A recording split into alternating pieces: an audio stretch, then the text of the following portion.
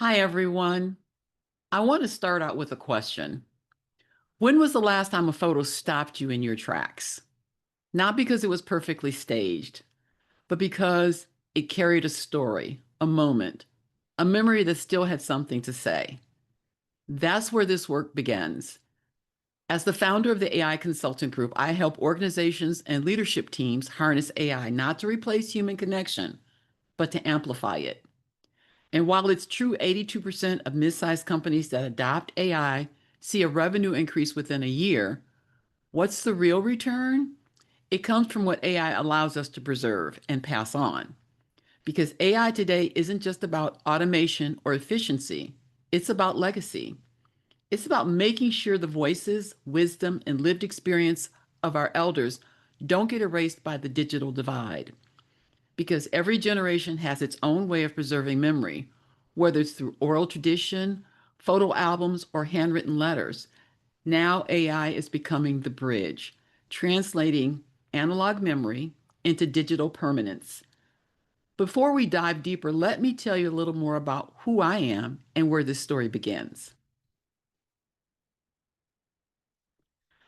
I've witnessed firsthand how families lose irreplaceable stories when their elders pass.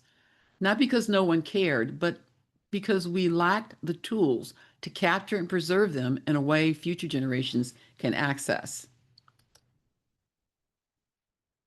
Here's what the data tells us about business stories. 82% of mid-sized companies that adopt AI see a return on investment within 12 months. We're talking about real results, 20 to 40% efficiency gains just by automating what's already known. But here's the problem. 52% of these companies say they plan to explore AI, and only 14% do. Now ask yourself, how many leaders get promoted or walk away or retire and take decades of institutional knowledge with them? That's the quiet risk no one puts in the quarterly report. Processes that only exist in someone's head, stories behind why a decision was made, the relationships, the pivots, the lessons learned the hard way, gone. AI isn't here to replace your people. It's here to capture what your people know before you lose it. And that's true in business, but it's even more urgent when we talk about family. Because when we lose the people who carry our history, who remember the why behind the what, we don't just lose efficiency, we lose agency. And that's what brings me to this image. Now, if you've seen this photo before, do me a favor and drop something in the chat, an emoji, a number. Let me know if you've ever seen this picture before or if it's brand new to you.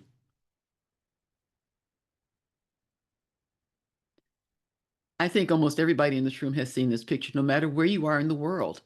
A little boy reaches up innocently and curiously to touch the head of President Obama.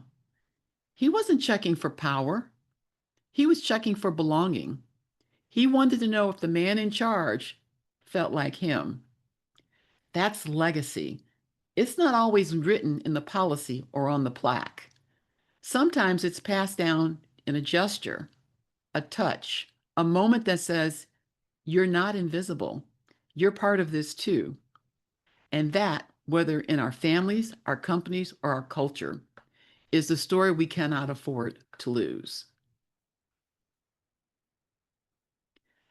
Let me tell you a personal story from my family. My paternal grandmother cleaned houses on Chicago's Gold Coast back in the 30s and 40s. Every morning she'd get up, make her lunch, pack it in a brown paper bag, and put her apron in her purse. This apron wasn't anything fancy. It was just a navy blue apron with little ruffles, but it got worn down around the ruffles because she was scrubbing floors that didn't belong to her. When I was a teenager and knew everything in the free world, as most teenagers do, I asked her rather snarkily, "Why do you keep this thing after all these years?" She looked me in my eye and said, "Because that apron paid for your daddy's piano lessons, and that music gave him something no job ever could, a room where he belonged." What I didn't realize at that time was that when my daddy was growing up, a lot of doors were not open to brown and black boys, but his mama found a way to open the door through prayer, an apron, and polishing floors. My grandmother has left us now, as has my dad. But that story, it's still here because I choose to carry it. Every family has their version of the apron story. The one item that holds more than a memory, it holds meaning. Because one day the apron may fray, the letters will fade, but the story doesn't have to. Now that you know a little bit more about me and where I come from, I want to share where we're headed today. We're going to talk about the difference between legacy and history because these two words are not the same. We'll look at how each generation has its own language and why that matters when you're trying to preserve something real. We'll talk about what happens both in families and businesses when stories go undocumented. We'll talk about AI as a modern griot. And finally, I'll introduce you to a few AI tools, actually two, that can help you preserve and protect and pass on what matters most. Now, if this sounds like your kind of conversation, go ahead and drop a smiley face in the chat. Or if you're a little shy but still curious, a smiley face or a number. Let me know if you're interested. Now, some of you are already regretting logging onto this Zoom. No hard feelings, no judgments. I just need to know who I need to try to win over first. But either way, you need to know this. I have already prayed over this Zoom room, so we're going to dive right in. Seriously, though, we talked about stories being lost in organizations, but let's be honest, we've been losing them at the dinner table too. Not because we don't care, but because we assumed someone else was capturing it. And that's what keeps me up at night. Our children are growing up with the photos, but not the voices. They scroll through albums, but they don't know the sound of the stories, the laughter, the phrasing, the way Granddaddy used to pause before the punchline. The objects are here, but the people behind them, they're fading unless we do something different. If we don't change that, we risk raising a generation that inherits our progress, but not our purpose. In African tradition, griots were the keepers of history. They preserved stories, genealogies, and wisdom through oral tradition. They made sure nothing important was forgotten. What if AI could be our modern day griot? Not replacing human connection, but preserving it, capturing it, making sure it survives from generation to generation. AI can listen to anyone, regardless of education or speech patterns, and preserve their voice forever. It can translate that voice into any format the next generation will engage with. So here's where technology, and yes, I am talking about AI, becomes our friend. It's not here to erase us. It's definitely not here to replace Sunday dinners or grandma's recipes. Think of it more like a really smart photo album that never fades. Because here's what happens. That memory you keep telling, it becomes a story that sticks around. The whisper of wisdom from your grandfather, your great grandmother, your great grandchildren might actually get to hear it. We're not gathering here to become tech experts. We're here because we know what it feels like to lose stories we wish we'd saved. And when I say voice, I'm not talking about just hitting record on your phone. I mean capturing the whole person, how they lean in when they get to the good part of the story, the way they pause before the punchline, that little laugh that they do, the wisdom they slip in when you're not expecting it. My grandmother never recorded a single thing, but you know what? I still hear her voice every time I tell that story about the apron. The way she said certain words, how she'd shake her head and smile. So when we talk about using AI to preserve our voices, we're not trying to create something perfect, polished version of ourselves. We're just trying to honor what we remember, messy parts and all. Because let's be honest, the messy parts are usually the best parts. Before we dive into the tools, let's take a step back because preserving a legacy isn't just about what we save, it's about how we speak.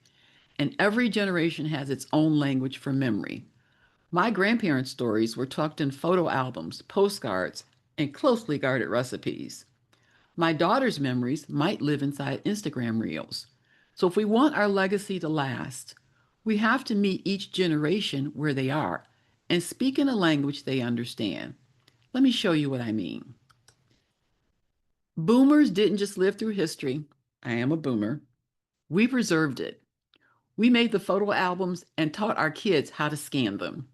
We speak both languages, printed photographs and cloud storage. We're not the past. We are the keepers of the blueprint. And before I go on to the next generation, I'd like to share a poem that I read on LinkedIn several months ago. So it's public information. I did not write this, but it touched me in a way that I thought I would share with you. They call us the elderly. We were born in the 40s, 50s, and 60s. We grew up in the 50s, 60s, and 70s. We studied in the 60s, 70s, and 80s. We were dating in the 70s, 80s, and 90s. We got married and discovered the world in the 70s, 80s, and 90s. We ventured into the 80s and 90s. We stabilized in the 2000s. We got wiser in the 2010s. And we are going formally through and beyond 2020. Turns out we've lived through 8 different decades, 2 different centuries, 2 different millennia. We have gone from the telephone with an operator for long distance calls to video calls to anywhere in the world. We have gone from slides to YouTube, from vinyl records to online music, from handwritten letters to email and WhatsApp, from live matches on the radio to black and white TV, color TV, and then to HD 4K TV. We went to the video store and now we watch Netflix. We got to know the first computers, punch cards, floppy disks, and now we have gigabytes and megabytes on our smartphones. We wore shorts throughout our childhood and then long trousers, Oxfords, flares, shell suits, and blue jeans. We dodged infantile paralysis, meningitis, polio, tuberculosis, swine flu, and now COVID-19. We rode skates, tricycles, bicycles, mopeds, petrol or diesel cars, and now we drive hybrids or electric. Yes, we've been through a lot, but what a great life we've had. They could describe us as exennials, people who were born in that world of the 50s who had an analog childhood and a digital adulthood. We've kind of seen it all. Our generation has lived through and witnessed more than any other dimension of life. It is our generation that has adapted to change. Let's have a big round of applause for all the members of this very special generation, of which I am one, because we are truly unique. What you just heard was a living timeline. And if you're sitting in this room, you're a part of it. AI didn't create this legacy. You did. Now let's talk about how we preserve it. Generation X, the blueprint is now in their hands. You are the invisible glue. Cleaning out your parents' basement, managing the family group chat, remembering mixtapes and burning CDs. Yours is a language of analog patience and digital pragmatism. You carry both the past and the password. So as we talk about Gen X, the curations of the cloud, let's remember, you didn't start the story, you inherited it. And if we do this right, we're not just passing on memories, we're building memory systems together. Millennials were the first to be born analog, but raised digital.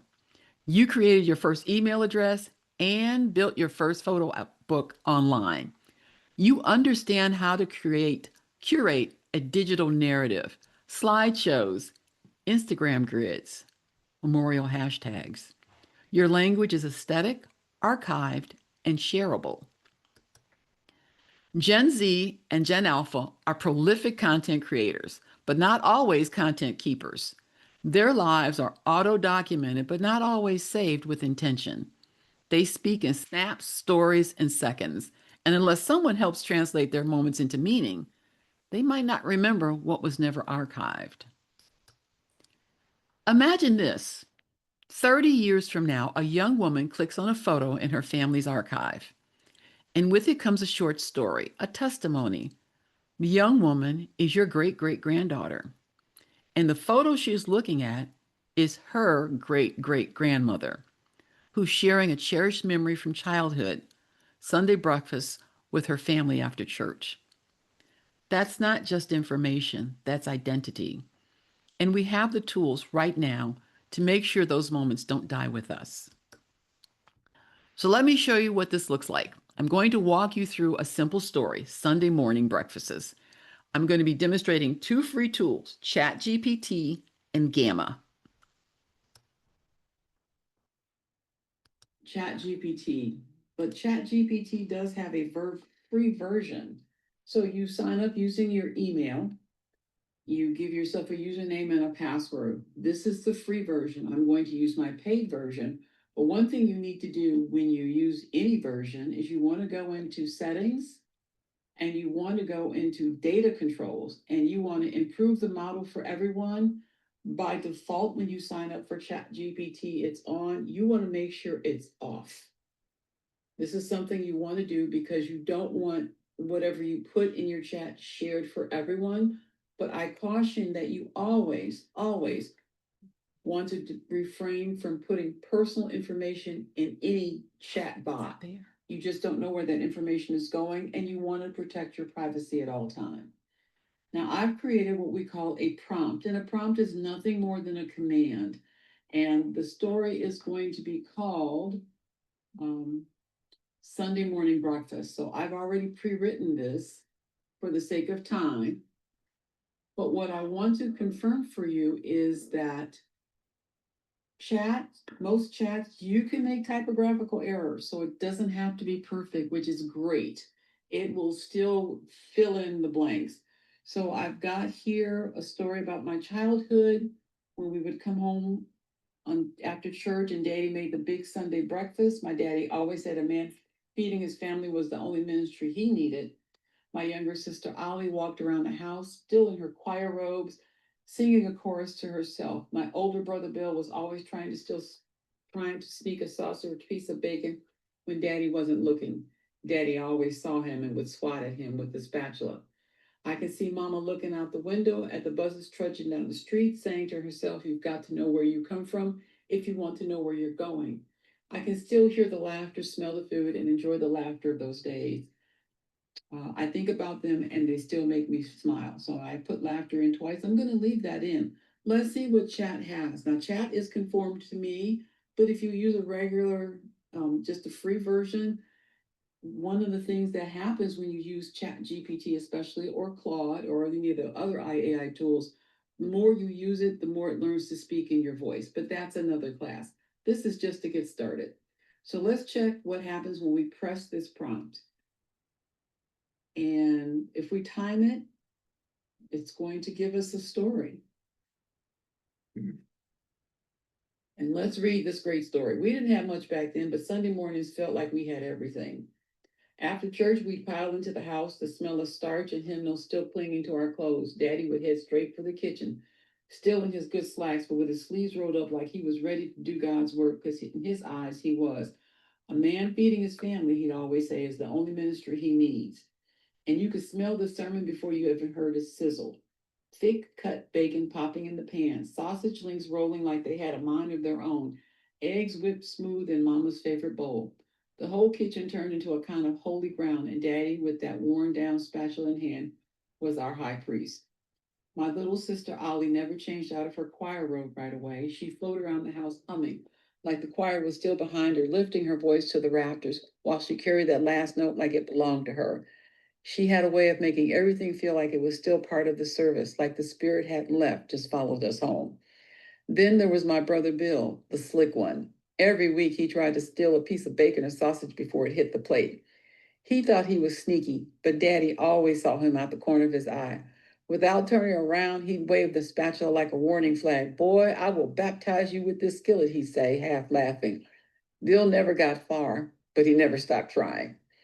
Mama never said much during those mornings. She just stood by the windows, looking out at the buses trudging up and down the street like they had stories of their own to tell.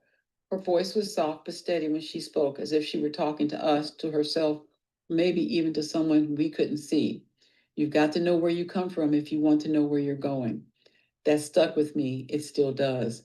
Sometimes when I close my eyes, I can still hear the crackle of the bacon, Ollie's voice weaving through the house, and Daddy's laughter mixing with the smell of biscuits fresh out of the oven. I can still see Mama at that window watching the world go by while holding all of us in her heart. Those mornings were loud and warm and full of love, the kind that didn't need explaining. I think about them often, and every time I do, they still make me smile. This is just a sample of what it could be like. And of course, you can copy and tweak it, but this is a good start, even if it's not exactly to what you need.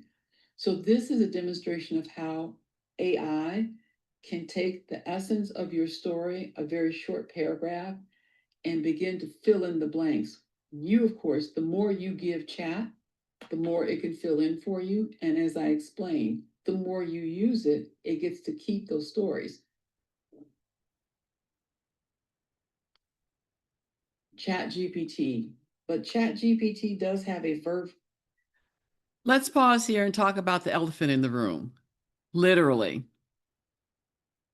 AI image generators reflect the data they're trained on, and that data overwhelmingly leans white, Western, and male. That's not a glitch. That's a pattern, one that reinforces what and who gets seen as default in our systems. When we name this pattern, we don't just call out a problem, we reclaim our creative power. We get to decide what stories we amplify and what beauty we show the world. Bias in AI isn't something we fix once and forget. It's something we learn to work around while we push for better systems. We don't wait for perfect data. We nudge, we adapt, we retrain.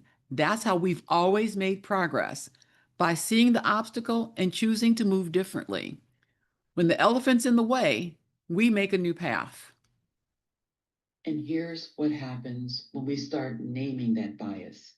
It gets smaller, not gone, no longer blocking the whole view. Awareness doesn't erase the problem, but gives us room to move, to imagine new defaults, to make space for more stories, more faces. Cheers.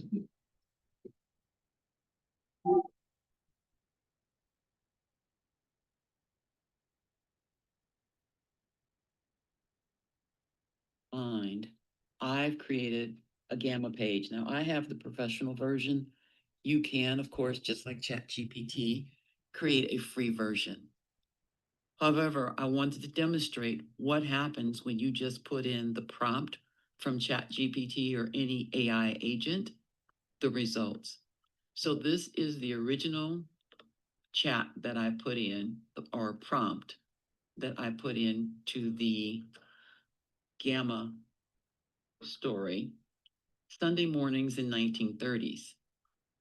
It took seconds, about as long as it's taking to load. That's how long it took to create. But let me show you what happens when you just use the prompt as is. Sunday mornings.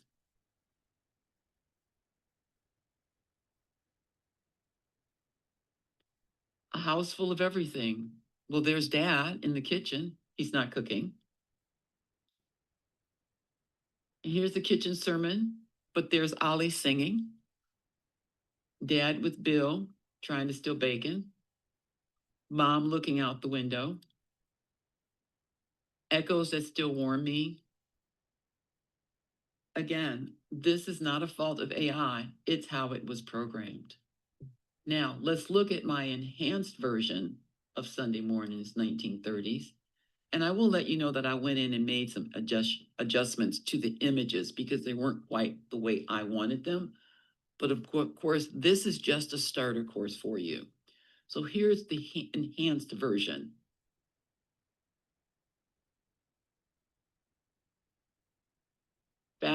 Family gatherings after church, a Black family. The language I put in, if you'll notice the first sentence, as a Black family of 5 living on the south side of Chicago. That is the prompt. Therefore, AI took that for directions. While I did not put this in the prompt, when I went in to correct this, I specifically said a Black father in 1930s. Again, for Ollie, a young Black girl singing with hymnal choir robes on. Bill, a young black boy stealing a piece of bacon. Mama, in her best dress, a black woman in 1930s holding a hat. And then an older black woman. I put that in. So I specifically had to tell the prompt what I wanted, and I got what I expected. And what I didn't expect, I altered. Again, you can share these links. You can download them to PowerPoint, a PDF, a Google Slide, or as an image, or you can share it as a link. And I will share this link with you in my gift to you that I will give you at the end of this presentation. Find a story. That's all it takes to start preserving a legacy. And tools like ChatGPT and Gamma aren't replacing us. They're just helping us do what we've always done. Keep the truth alive. Voice preservation process starts with recording. You don't have to record in a studio. You don't have to do anything formally. Just family conversations, holiday stories, dinner table wisdom, the everyday magic that makes a family a family. Organize. AI helps organize. It doesn't change the story. It helps to tell it better. It can find the beginning, middle, and end hidden in natural conversation because let's be honest, we often don't get things linearly when we're talking with our family members. Collaboration. AI is not replacing grandma's voice. This is AI helping to make sure grandma's voice reaches her great great grandchildren exactly as she intended. Legacy is an act of courage. So let's talk about what we've uncovered together. Legacy is an act of courage, choosing to remember when forgetting would be easier. Each generation writes a verse, but the chorus, that's us right now choosing to sing it. When we lose our stories, we lose our compass. That goes for family, businesses, and everyone. AI can't replace love, but it can help us hold on to what love built. Because every family has something worth saving, an apron, a voice, a moment. So the question becomes, what will you preserve and who will thank you for it later? 5-year-old Jacob Philadelphia, that's his real name, he didn't ask for much. He just wanted to know if the president's hair felt like his own. President Obama leaned down and said, "Why don't you touch it and see for yourself?" Pete Souza was the White House photographer. This was not a staged moment. This was completely unplanned. This photo has been cropped because it was unplanned. But that photographer knew history in the making and snapped that photo. This photo now lives in the White House archives. It cannot be erased, not because it was planned, but because someone chose to preserve it. Legacy isn't a headline, it's a heartbeat. It's what we choose to witness, what we choose to remember. And with today's tools, AI, story, and care and love, we can carry more than just images. We can carry the truth inside of them. If today stirred something in you, a memory, a laugh, or even a tear, I'd love to hear about it. And as a thank you, I've got a small gift, something to help you keep telling your story rolling, because if you've made it this far, you're already doing the work of preserving your legacy. Thank you, everyone. Wow, wow. Thank you so much, Jeanette. That was a great presentation, very insightful, leaving us with a lot to think about. I'm sure everyone agrees. So I've gone ahead and dropped Jeanette's link for her freebie in the chat. So grab that for her, leave her a feedback. That would be much appreciated. Wow, Jeanette, are you seeing the comments? I'm looking, oh, thank you, Robert. Yes. Thank you. I'm happy to answer any questions if you have them. Hopefully. If Thank anyone you has a very much. question, please raise your hand and I'll unmute you. So raise your hand if you have a question and I'll unmute you.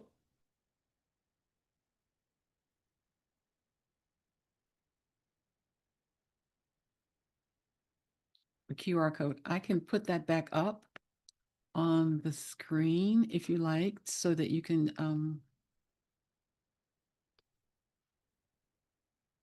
let me get to it. There. Michelle That Runge. help? Hey, Janet, I just wanted to say well done. Thank This you. was fantastic. I love the heart and the personalization that you gave to this. And it's, so many of us, I'm a boomer as well. My parents both passed, and before they passed, they put together the family history. But Oh, there's nice. so much more that we can be doing. So I love the fact that you're marrying AI to this process, because this is also something that's going to resonate with those next generations as well, especially if they see us doing it. So just like massive kudos to you today. Thank you. Thanks, Michelle. I know sometimes we wish we listened when we were teenagers. I remember when my aunt passed away. Before she passed, when her mother died, she said, "Oh, I wish I had gotten Mother's biscuits recipe. She made the best biscuits, and she would make them for every holiday that the family gathered." My grandmother had 6 children, and my aunt regretted that she never got that recipe, because if you're in a certain community, you know certain recipes, they will die with that person unless you ask, because they won't write them down. I say that lovingly, but it's true. I think there's every community that has like a secret recipe that only one person knows. Hey That's Janet, I can relate to that. My mom had a recipe, but she never wrote it down.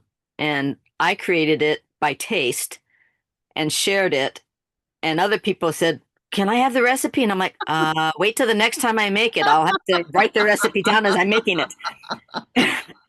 Those are the best cooks, right? Because it's like, oh, they taste it like, nope, not enough this in it, not enough that in it. Right. They just didn't. But isn't it cool though with AI? I love that I talk to my AI, and at first I resisted doing that. It is so much when my microphone doesn't work, I get very frustrated because I can talk faster than I can type. And it's nice that it can put it together. It finds the beginning, middle, and the end. So Well, that's I that's I something. do have a question for you, Janet. Sure. I've run into the problem of AI, different AIs, not quite understanding exactly what I wanted. So I've had to play around with the wording like you were showing, with having to say black person on every slide. My question is there a way to say from this point on, I want every person you create to be black unless I tell you otherwise? I have not tried that. I do have in my personal chat, in the settings, I have said I am an African American woman. I prefer diverse images, but it still falls back to that default. It's sort of like when you dye um, something a different color and the dye is there, and you know how you wash. See, most guys won't know what I'm talking about, but you know how you wash it, and it kind of wants to go back to that original color. I think Yeah. AI is like that. You can tell it like that dye, but it wants to go back. And so until they change the structure of it, I think sometimes you just have to take a gamble. But I found that early when I would create images, the default was always never Asian. And if you looked at my LinkedIn profile, I did a little treatise about someone who created this bot where it created human faces, older faces, and it was supposed to be very realistic. But the first thing I noticed was there were no diverse faces. They were all of white men. He had like 5 images, and he was touting how wonderful AI was. I'm like, this isn't the world. This isn't the world I live in. This isn't the world most people even see on television. Where's the diversity? There's no women and there's no brown people of any shade. Okay. Thanks. Dang, that's a good question. I'm going to try that and see. I'll let you know. Okay.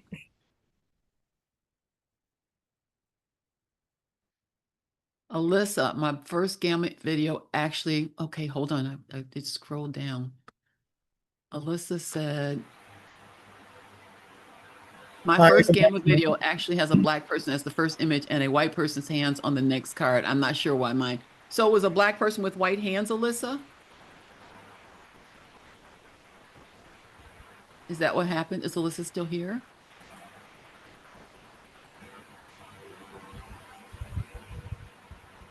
It was a black person. Oh, okay. Hi, good afternoon. This is David. Hi, David. So this is in response to Christy's question about the repeating.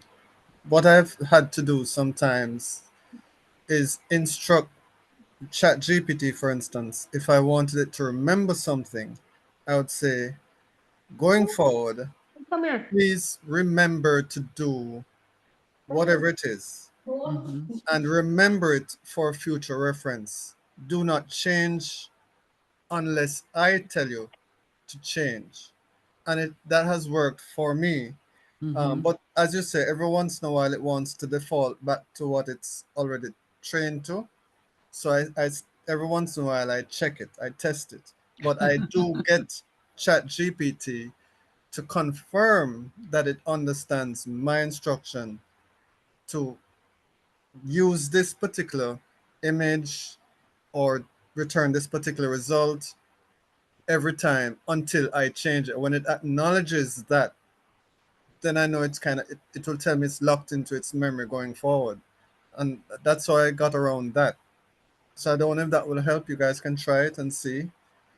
What's the worst that can happen other than it does it sometimes? And like you said, David, sometimes it falls back. But again, I champion, we've got to make sure people, the default is not what has always been because that's hierarchy and patriarchy. So, if we keep fighting, and I'm very, very vocal, so I'm maybe not liked well on YouTube, on LinkedIn, because I always point that out. But Yes. I grew up and I'm just going to say this as an aside. If you notice, my presentation featured 90% brown people. When I was a child, the only images I saw were Caucasian, growing up on television, in magazines, Hallmark cards, all of that was the default. And so I'm very, very vocal now that that is not the world as we know it. The world is sprinkled just like the sands of the sea and the stars in the sky. And that needs to be represented. That's just my personal opinion.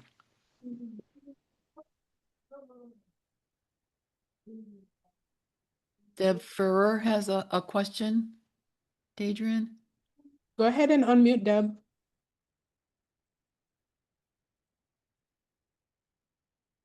We can't hear you, Deb. Are you there?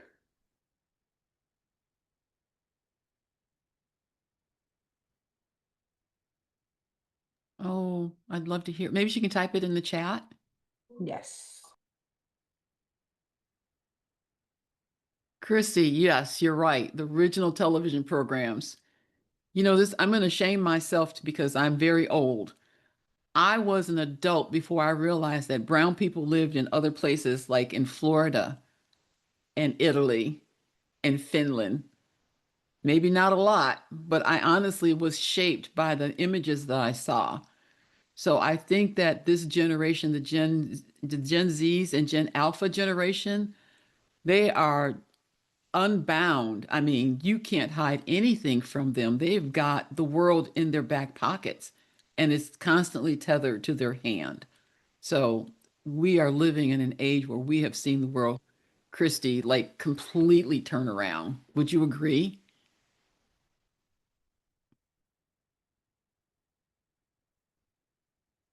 Oh, oh, I'm not the host. Adrian, you got to unmute, Deb. One moment. All right, Deb. Technical, Go tech's ahead gonna and tech. unmute again. You can unmute Deb. Can you hear me now? Yes. Hi, Great, Deb. great. Hello, Janet and everyone. Janet, I briefly wanted to say this was a beautiful exploration in how to use AI to preserve cultural integrity. And you are an excellent storyteller. Thank Oh, you so thank you. much. Thank you, Deb. Thank you. I didn't pay her. Honestly, Deb, did the check clear? Not yet. Okay.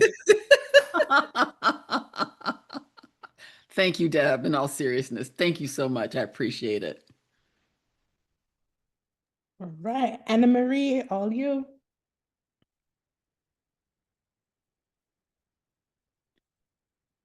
Don't you guys love the AI innovation team link? I love that. That's so cool. Go ahead and unmute Anna Marie.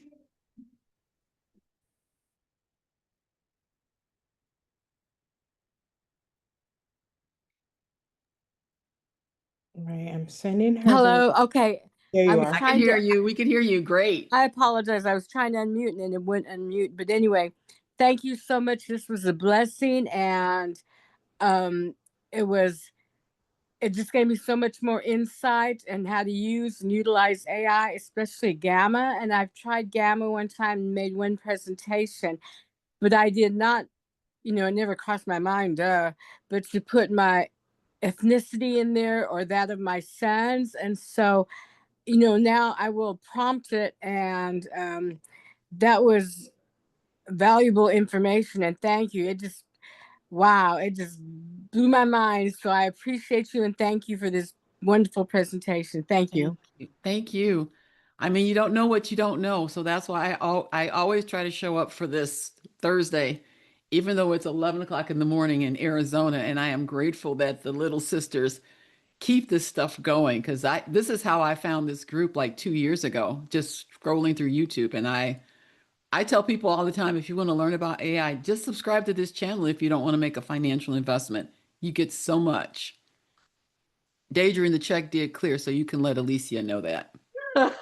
I will. And on that note, thank you so much, Jeanette. Wonderful presentation, very insightful. Thank you. All are leaving here today with quite a bit of ideas on preserving. So thank you.